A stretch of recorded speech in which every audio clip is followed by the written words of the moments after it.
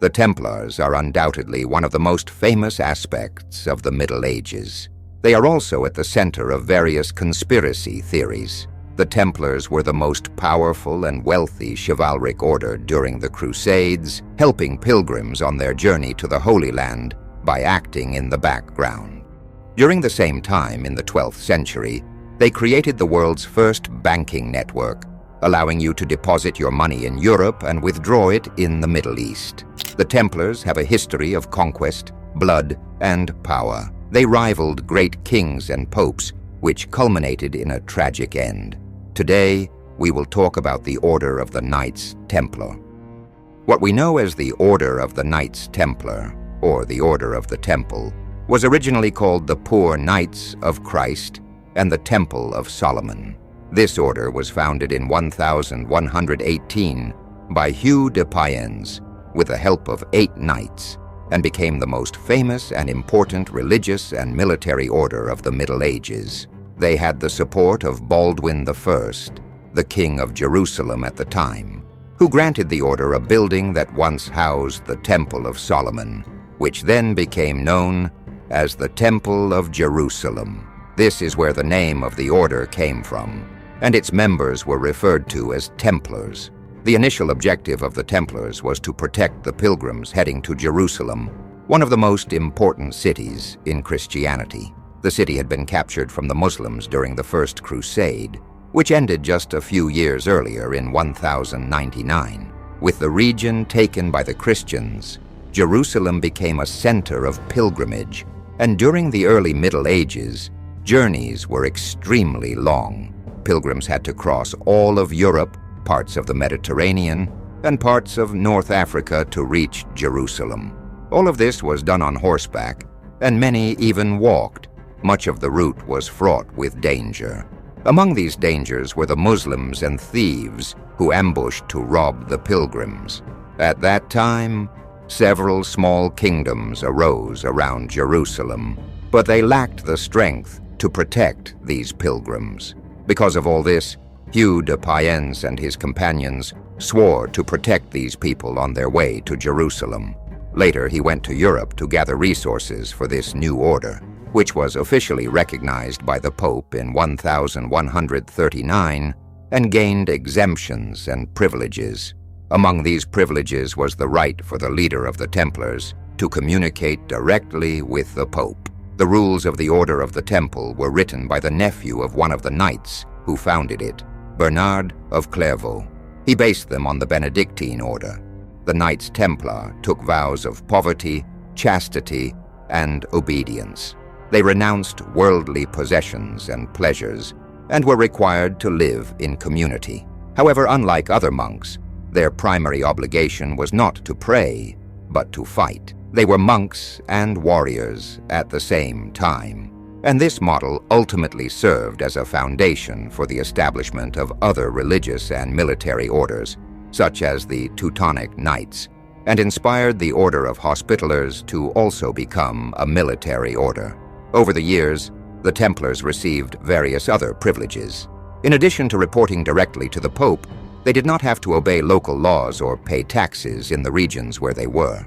This helped ensure that the order was multinational, not tied to any nation or subordinate to a particular king. The Templars were led by a Grand Master, elected by the General Assembly of the Order for a lifetime term. In the beginning, the Grand Masters resided in Jerusalem. Territorial divisions were called provinces and were led by a commander, and the knights lived together in houses known as preceptories. By the middle of the 12th century, the structure of the order was well established, and the Templars had taken on a more military character. The Knights Templar wore a white mantle with a red cross and had as their motto in Latin, "Non nobis Domine, non nobis, sed nomini tuo da gloriam." This means, "Not to us, Lord, not to us, but for the glory of your name." The emblem of the order depicted 2 knights riding the same horse, symbolizing the poverty and fraternity expected of them. In addition to knights from the aristocracy trained as elite warriors, the order also included sergeants from lower classes. The sergeants wore black cloaks and served as soldiers, attendants to the knights, and administrators of the order's finances. Later, a third class was added, the chaplains, who conducted masses and attended to the spiritual needs of the other members. Women were not allowed to join the order. However, there are records of at least one female Templar convent. Over the years, the duties of the Templars expanded. In addition to protecting pilgrims, they also began to dedicate themselves to the defense of the crusader states in the Holy Land. In 1129, the Templars had to intervene to defend King Baldwin II when he was on his way to Damascus.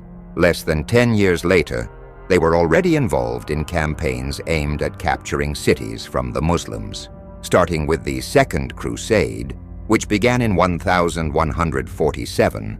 The Templars became the front line of many battles. Their knights, in heavy armor, advanced in front of the main body of the army in an attempt to break the enemy lines. But it was not only in attacks that the Templars excelled. They perfected and developed several innovative defensive military techniques for their time, which they applied in constructing their fortresses. The Templars were feared by their enemies.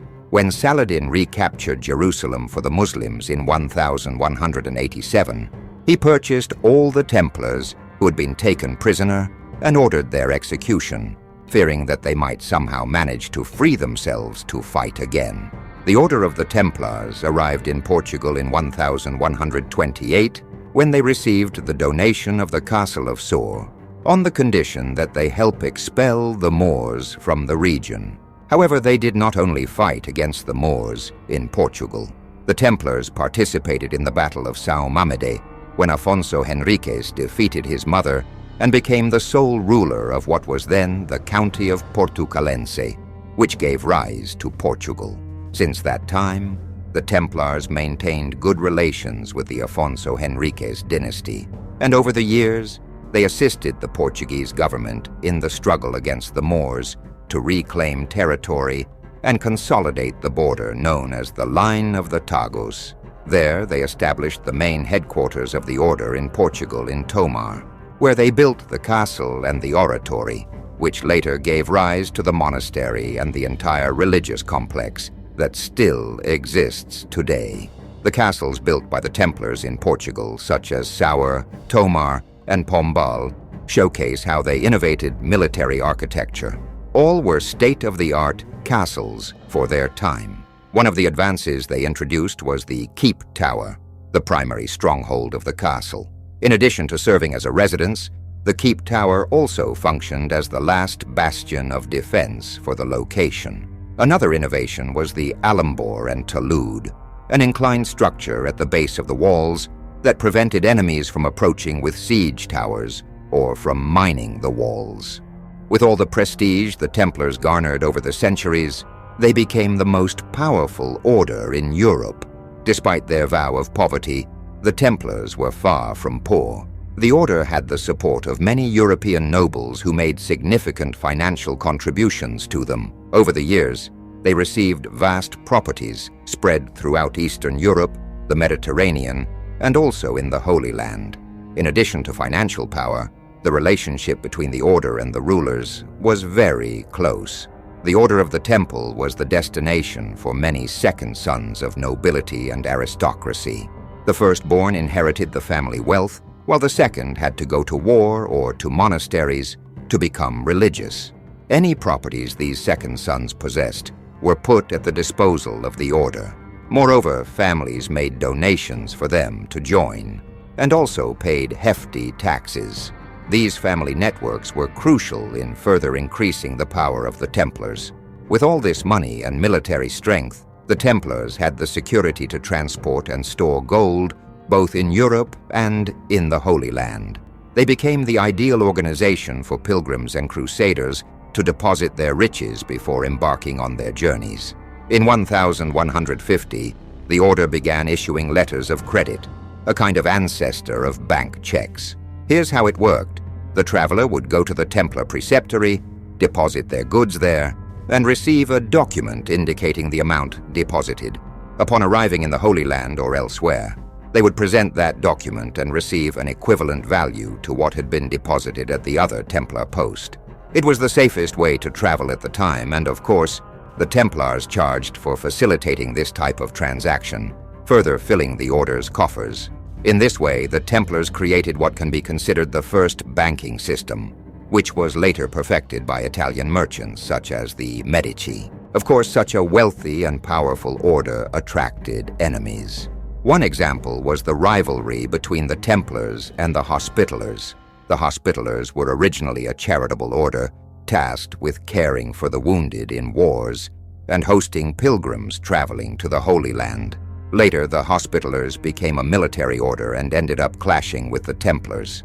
The two orders competed for donations and influence, even facing off against each other in the mid-13th century when they took different sides in a war between two Christian factions in the Holy Land. The conflicts between them were so frequent that there were discussions about merging the two orders to resolve the issue. But this did not come to fruition. With the loss of the city of Acre in the Holy Land to the Muslims in 1291, attempts to regain control of the Holy Land by Christians came to an end, marking the conclusion of the Crusades. As a result, many military orders lost the original reason for their existence. Despite a decline in financial support, the Templars still possessed significant wealth and properties, managing many banking and agricultural businesses. Moreover, the Pope never revoked their exemption from obeying the laws and borders of the realms they operated in.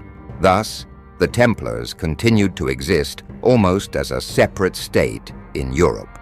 Among their main activities was lending money to various European monarchs. They lent money to James I of Aragon in Spain, Henry III of England, and Philip IV of France.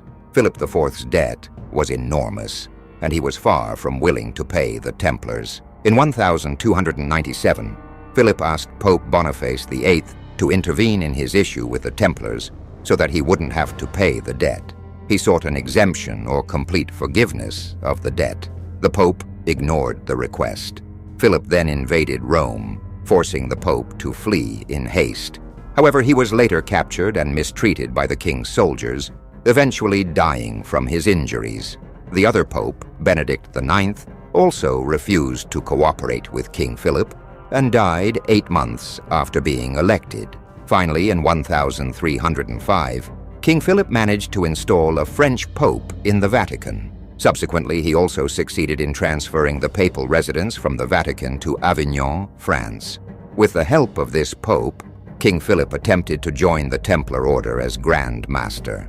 However, they forgot to coordinate this with the order's Grand Master, Jacques de Molay, and the other Templars, so Philip was not accepted.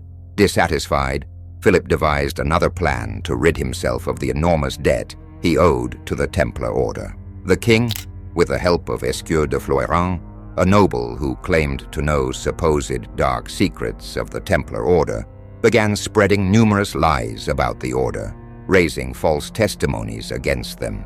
This served as a pretext for Philip to officially intervene against the order in France. On October 13, 1307, a Friday, Grand Master Jacques de Molay and hundreds of other members of the order were arrested simultaneously. The Templars surrendered without resistance because they believed the Pope would intervene on their behalf. But they were mistaken. Pope Clement V was outraged by the arrests, as the decision to imprison the knights should have gone through him first. However, King Philip acted unilaterally without informing him. With the papacy now in Avignon, the Pope was practically a hostage of the French king, and out of fear, he accepted Philip's decision without question. On November 22nd, the other European monarchs were instructed to arrest all members of the Templar order within their territories, using statements made by members who had been expelled from the Templars for various reasons and confessions obtained under torture. King Philip compiled a list of accusations against the order. Among the crimes the Templars were accused of were heresy, witchcraft, immorality, and idolatry. Among other things, it was claimed that the Templars worshipped a bearded head, a cat, and even a demon named Baphomet, and that new members were required to spit on the cross of Christ and deny Christ 3 times, along with many other absurdities. The trials of the Templars took place in several cities across France, and 54 members of the order were burned at the stake on May 12th, 1310. Meanwhile, the Catholic Church conducted its own investigation. Although a specially convened council found the Templars innocent, Pope Clement V succumbed to King Philip's pressure and officially dissolved the order in 1312. Jacques de Molay and another commander of the order, Geoffroy de Charnay, had initially been sentenced to life imprisonment, but during the Church's investigations, they retracted the confessions they made under torture. As a result, they were deemed relapsed heretics and burned at the stake in March 1314. According to sources, while he was being burned, Jacques de Molay called upon King Philip and Pope Clement to meet him in 1 year to account for their actions before God, and he cursed them as well as their 13th generation. This prophecy came to pass. Pope Clement died a month later, and during his funeral, a lightning strike hit the church, causing a fire that nearly charred his body. King Philip lived only a few more months, passing away on November 29th of that same year. His grandson had no children, and the Capetian dynasty, to which King Philip IV belonged, became extinct 14 years after the death of Jacques de Molay. This would mark the complete end of the Order of the Templars. However, the King of Portugal, Dom Dinis, who belonged to the dynasty of Dom Afonso Henriques, the Portuguese king who was aided by the Templars in a decisive battle, practically helped the order avoid extinction. When the persecution of the Templars began throughout Europe, Dom Dinis chose a different path. He even confiscated some of the order's properties to show other European monarchs that he, too, was pursuing members of the order. However, he allowed the members to escape and waited for the situation to calm down. With the death of Pope Clement V and King Philip IV of France, Dom Dinis sent a letter to the new pope, John XXII. In the letter, Dom Dinis proposed to the pope the creation of a new religious and military order in Portugal. The pope accepted the Portuguese king's proposal, and on March 14th, 1319, 5 years after the death of Jacques de Molay, the creation of the Order of Christ was authorized. The full name of this new order was the Order of the Poor Knights of Christ. It was practically the same name as the Order of the Templars, just without the mention of Solomon's Temple. The rules, insignia, and other aspects were also similar. All properties confiscated from the Templars, including castles, were transferred to the new Order of Christ. The Portuguese Templars were also automatically accepted into it. Soon the Templars who had escaped persecution, both in Europe and North Africa, came to Portugal to offer their services to the king and join the new Order of Christ. These Templars brought with them not only military knowledge, but also knowledge of astronomy, geography, and navigation. This was crucial because Portugal had always been a nation of sailors and navigators, and these new navigation skills were fundamental for the Portuguese to expand their horizons. It was a descendant of Dom Dinis, named Dom Henrique, from the Avis dynasty, who combined this knowledge and opened the doors for Portugal to conquer the oceans. Dom Henrique, who was Grand Master of the Order of Christ, encouraged navigators to go beyond known limits, earning him the nickname the Navigator. Because of this association of the Order of Christ with navigation, Portuguese ships used the Cross of Christ on their sails, which was a variation of the Templar cross. In 2 papal bulls from the 1450s, the Catholic Church assigned the Order of Christ the obligation to establish religion in the lands to be discovered. Pedro Alvarez Cabral, a member of the Order of Christ, was appointed captain of one of the most important maritime expeditions of Portugal, the one that discovered Brazil. Thus, we can say that indirectly, the Templars were the first Europeans to arrive in Brazil and other territories of the Portuguese Empire. Many of these Templars established families, and today there are many direct descendants of the Templars in both Portugal and Brazil. Before I conclude this video, I wanted to inform you that this was a brief summary of the history of the Knights Templar, as it is quite extensive. I intend to make other videos about them, discussing their battles and their legends, such as the supposed possession of the Holy Grail and the Ark of the Covenant. So I ask you, if you enjoyed the video, please subscribe to the channel and leave a like to help with my work. I will leave it here, and I'll see you in the next video.